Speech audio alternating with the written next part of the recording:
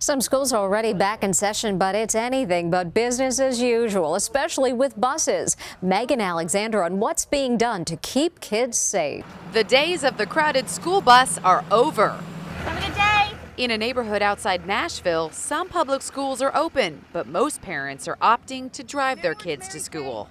A year ago, this school bus was packed, sometimes having 3 kids to a seat. But this year, instead of 3 kids to a seat, it's 3 kids to a bus.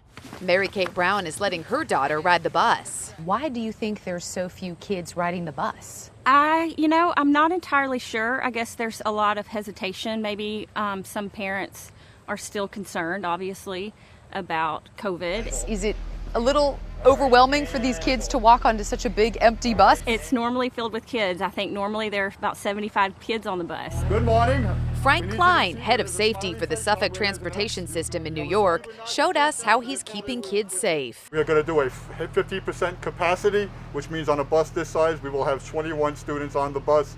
They will be staggered, 1 to a seat on a zigzag pattern. Big, bold stickers are being placed on the backs of seats to show kids where they can and can't sit. So you're allowed to sit together.